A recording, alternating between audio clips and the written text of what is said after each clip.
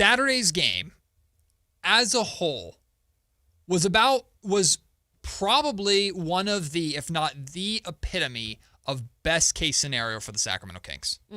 The Kings took on a really good team in the Cleveland Cavaliers. Battled the entire time.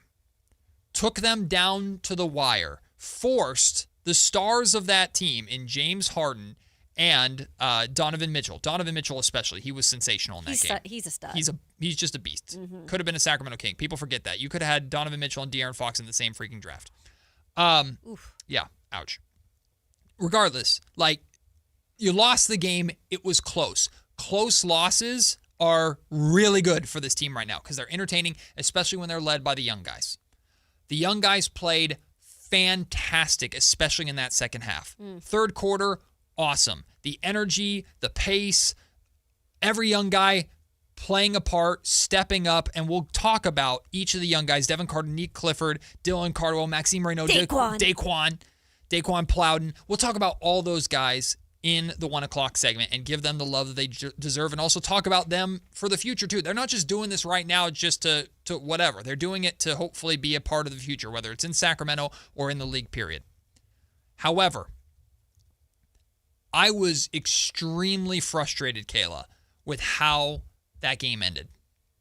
Because you're in the position to potentially win that game because the young guys put you there.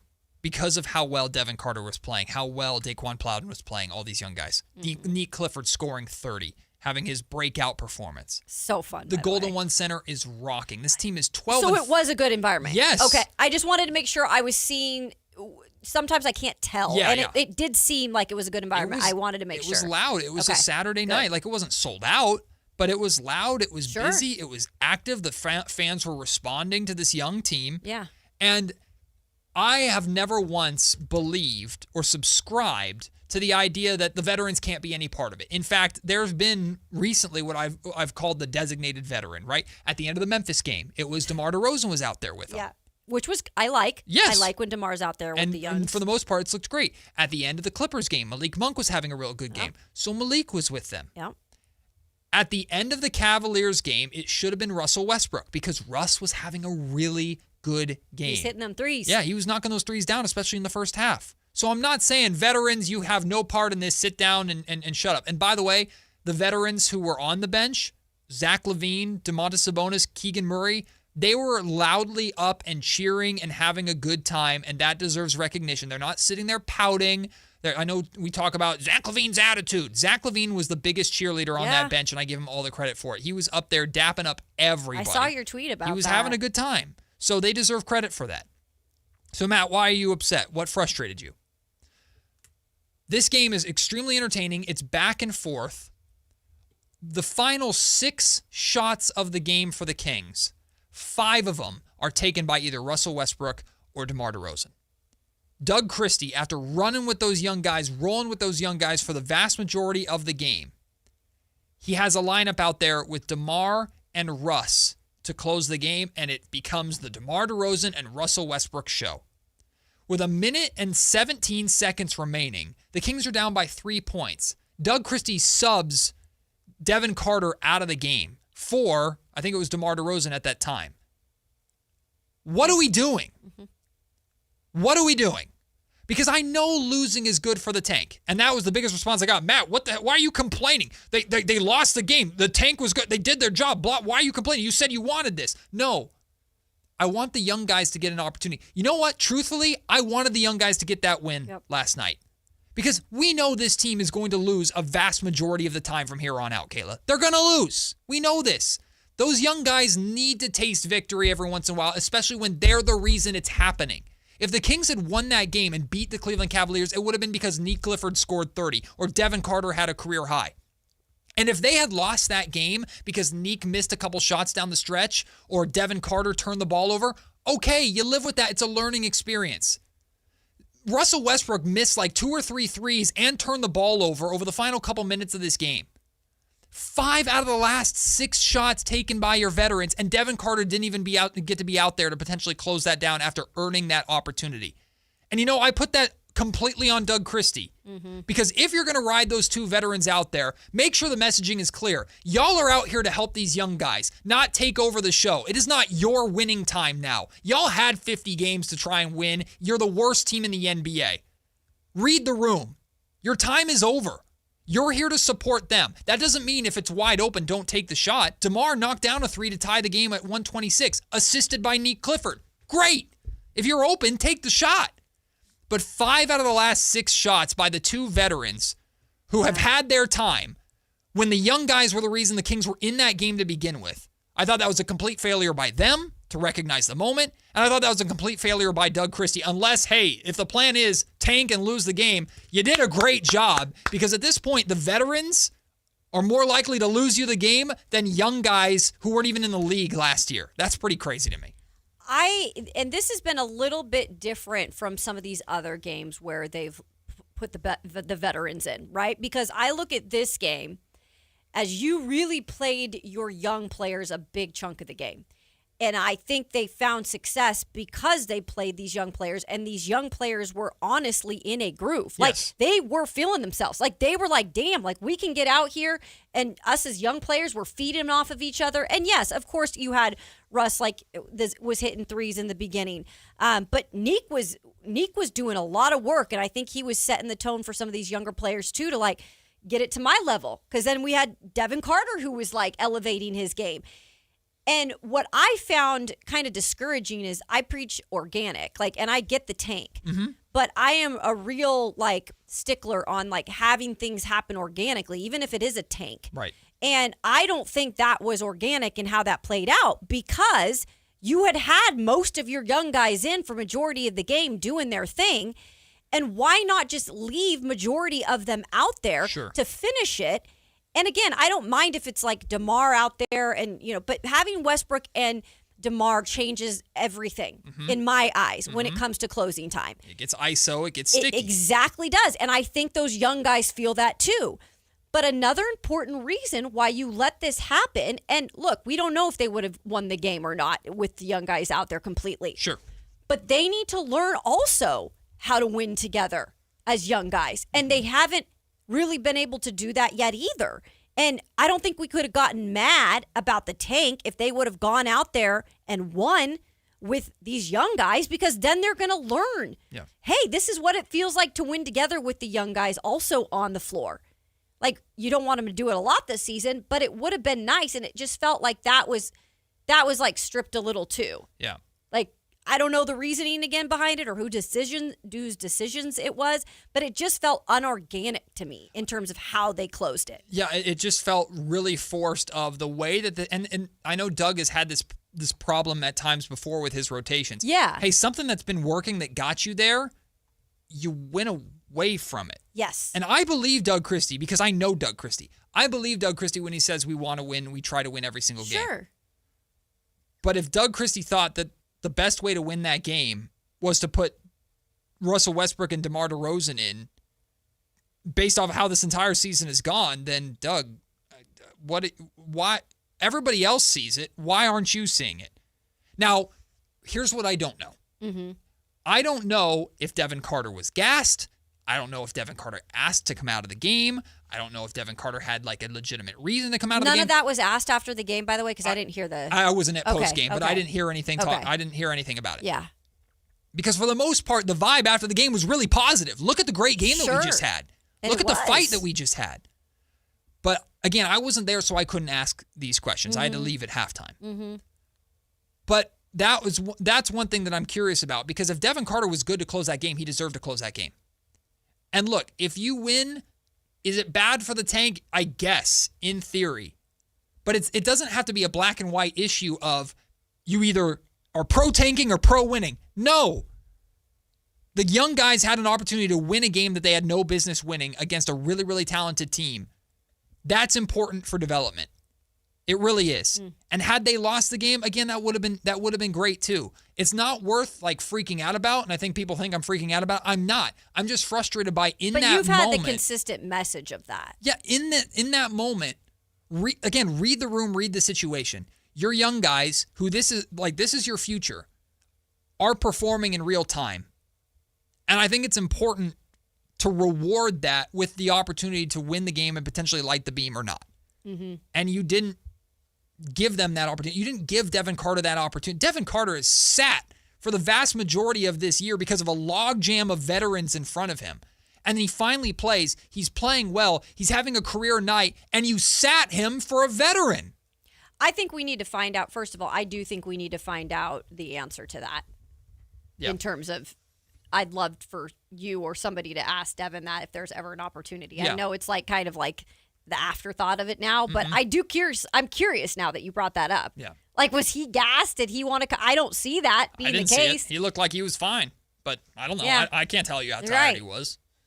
Regardless, I just thought it was a missed opportunity. I thought it was disappointing, and I was frustrated at Doug because of it. Because I think, one, again, Devin deserved to be out there, and two, I'm not going to pretend it's easy to tell Russell Westbrook and DeMar DeRozan, hey, don't do what you've done your entire career. But you know what you're here for. The way the game was going, I don't think that would have been a big deal. And Scott has also told us, Scott Perry has told us, like, the rest of this year is about the veterans, and he's had conversations. The youth? I'm sorry, the youth. Yeah. And he's had conversations with these veterans about, like, this is what you're here for now. We expect you to be part of the mentorship of these guys. And that doesn't mean you can't get court time. That doesn't mean you have to sit on the bench the entire time and mentor from the bench. You can mentor on the court too. But taking 5 of the last 6 shots helps nobody except for your draft lottery odds. And if you are a Kings fan out there going, Matt, this is a whole stupid point because that's what's most important to this organization, then that's fine for you. But I'm looking at young guys that I want to also be good next to whatever player they get because of these ping pong balls. And they had an opportunity to close that game out. They had an opportunity to get an impressive win and hopefully learn from that. And I think part of that opportunity was taken away. Is it a massive deal? No. But it's something that I noticed that I don't want to become a trend because DeMar, Russ, you're not going to be here much longer.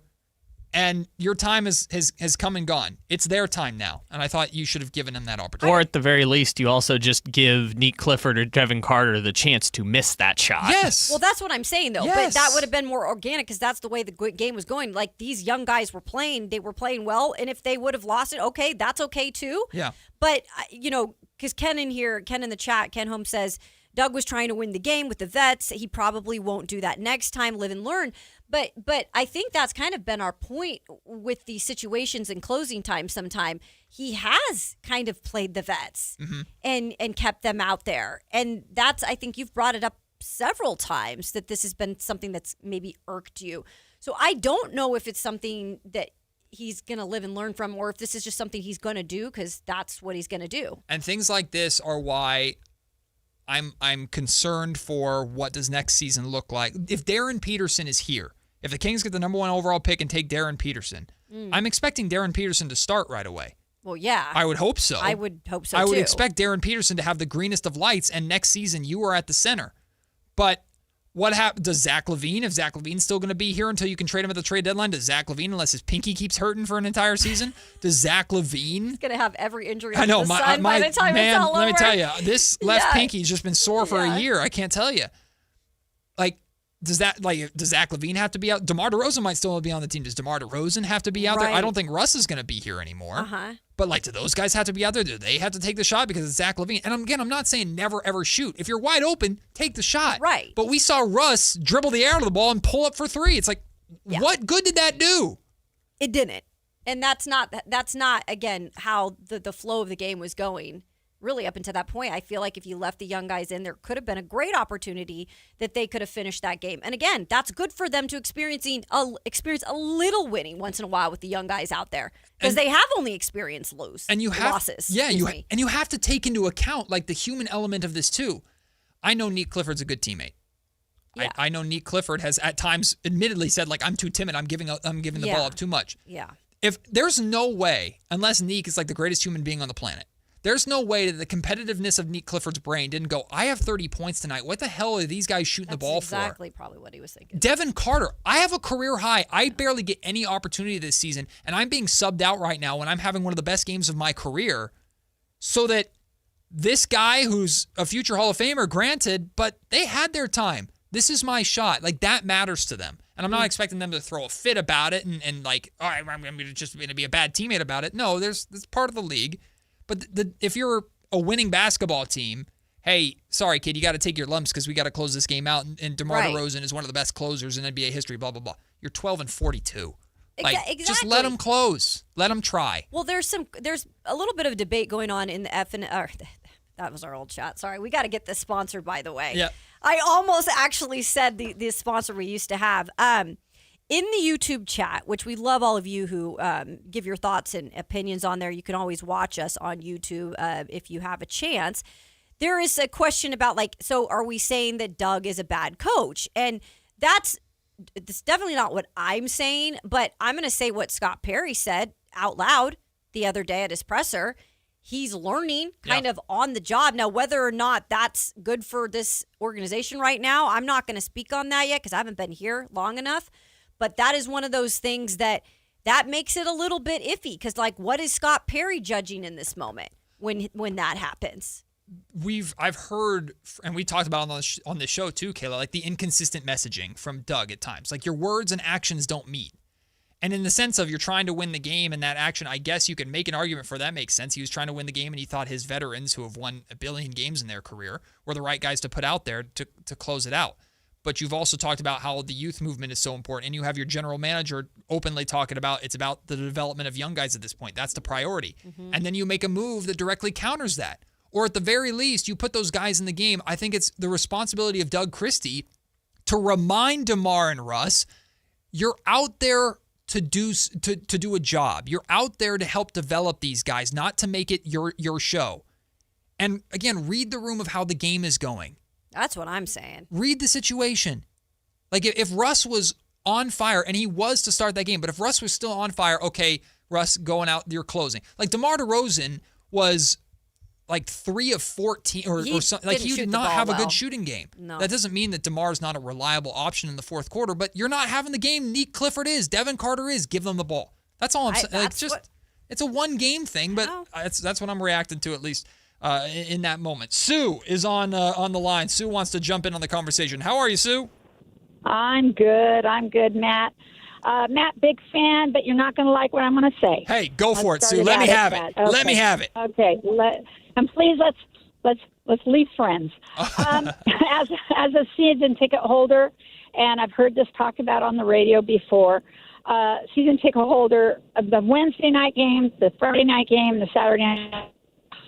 We aren't there to see the Sactown Kings. We aren't paying. We're paying on the back of our jerseys. Mm-hmm. We aren't. You got to take care of the people who are supporting the team. And yeah, we love it when they're out there and they do well. But once a bonus is better, once Monk is back, once Murray's back, we want to see those players. And Wes and DeRozan. But I guess this talk about building. I wouldn't be a season ticket holder right now if I thought I was seeing all these young people every single night and losing. Sue, it's just horrible for morale. I love this perspective. I truly do, because I have the benefit of being able to Sue, stay on the line because I'm going to ask you a follow-up question. I love this perspective because I don't pay to go. Every once in a while I'll pay to have my family go or stuff like that, but I don't pay to go. So I love this perspective because this perspective is extremely important, especially right now when the Kings are entering a rebuild. So nothing I'm going to say that Sue said I'm going to disagree with. The question that I would ask for Sue is, weren't you having the most fun over the last 3 games with how the young guys have been playing? That would just be my question to you, because it felt like the Golden One Center was rocking because of how those young guys have been playing, which has been different to how the season's been going to that point. Well, Wednesday night was a joke. I mean, he put the young guys in at the end, and he should have had his veterans in there to win that game. I mean, it was so close. We were all, the season ticket holders were shaking our heads. Then it happened again. And yeah, I'm not a big Devin Carter fan. There's other reasons. I don't think he's personally that good of a teammate from some of the things I've seen him interacting with some of the teammates. But sure, he's got his ball on. I love Nick. He's great. But we want to win, and we want to see the guys we came and we paid money to see. Sue, I I love the there you have perspective. it. You're wonderful. Even if you disagree, you're wonderful. I love the perspective. I think that's really important perspective to interesting. have. Really important Yeah, perspective. I like, and again, that's why our phone lines are open, because we're getting people that are differing in their opinions when it comes to this. And again, we talk so much about rebuilding because we're looking at the future, but we're not the ones that are season ticket holders right now. And yeah, Sue's right. She's speaking for, it seems, more than just herself and her family. She's speaking for other people that are talking about the games right now, and they'd like to see even some wins, right? I mean, you're going to probably still have one of the better picks in the end, but you're having opportunities at home to get some wins, and it's not happening. The only thing I'd argue with her is I think if you kept the young guys in that night, I think they would have gotten you a win, Sue. Yeah. Honestly. I love that call from Sue. Genuinely, even though it completely contradicts everything that I said, I love that call from Sue, because that perspective is extremely important. Sue, I hope you will continue to consistently listen to this show and hopefully consistently call in, because we'd love your perspective in the future, especially when we get to the summertime, when we get to the offseason, when we see what moves Scott Perry makes, and when we get a new rookie in this building. Because I know, Sue, if you're a season ticket holder and you're sticking through it right now, that's the reason why Kings fans are as loyal as they are. So, Sue, please call back, even if you disagree with me every single time. We'd love to talk to you and love to hear more of your perspective. We haven't even talked about Keon Ellis and Dennis Schroeder, their return to Sacramento. We'll still get into that. Plus, we have Dwayne and Rob on the line. Guys, hang through the break. We'll come back. We'll get you on the other side. You're listening to Matt and Kayla on Sactown Sports.